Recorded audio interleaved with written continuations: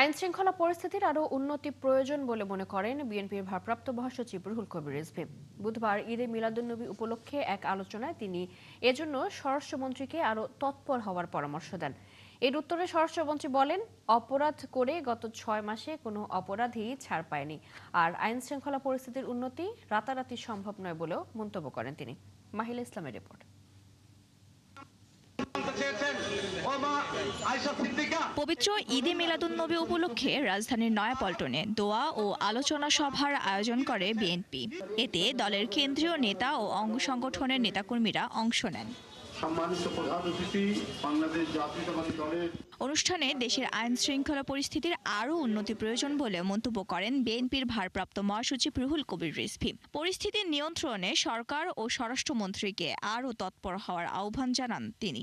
আগের চাইতে খারাপ হচ্ছে সেটা বলবো না, কিন্তু এখান থেকে আমাদের আরো উত্তরণ ঘটানো দরকার। এদেশের মানুষ প্রত্যাশা করে কোথাও কোনো ধরনের মাদকের প্রভাব থাকবে না।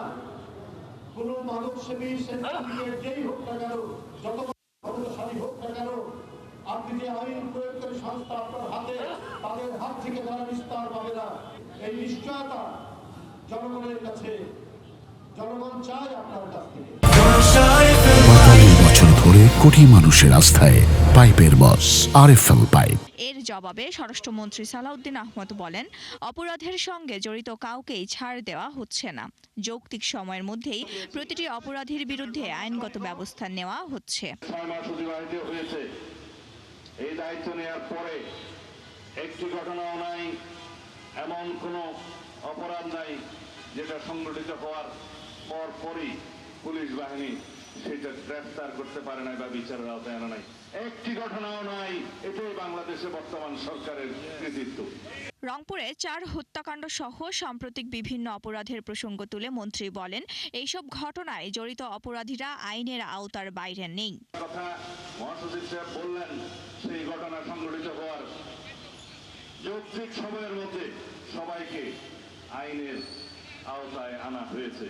এরকম রামেসা হত্যা থেকে শুরু করে যত ঘটনা জাতীয়ভাবে আলোচিত হয়েছে বা আলোচিত হয় নাই, প্রত্যেকটা অপরাধের আমরা অ্যাড্রেস করতে পেরেছি এবং যথাযথ আইনি প্রক্রিয়া নিয়ে আসতে পেরেছি, আদালতের কাছে সুপর্দ করতে পেরেছি। ক্ষেত্রমতে সমাজের চাহিদা অনুসারে সংক্ষিপ্ত সময়ে বিচারিক কার্য সমাপ্ত করার জন্য সহযোগিতা করেছি। সবকিছু আপনারা জানেন। এর চাইতে এই অল্প সময়ের মধ্যে আর বেশি কিছু আশা করা আমাদের মনে হয় ঠিক হবে না। একই সঙ্গে দীর্ঘদিনের বিশৃঙ্খলা কাটিয়ে পুলিশ বাহিনী মনোবল ফিরে পেয়ে আবারও গতিশীল হচ্ছে বলেও জানান তিনি। অন্যান্য আইন শৃঙ্খলা রক্ষাকারী বাহিনীকেও আইনি কাঠামোর মধ্যে আনার প্রক্রিয়া চলছে বলে জানান মন্ত্রী। বাংলাদেশের এই পুলিশ বাহিনী জনপ্রত্যাশিত, জনবান্ধব পুলিশ বাহিনীতে পরিণত হবে ইনশাআল্লাহ। মাহিলা ইসলাম, ৭১, ঢাকা।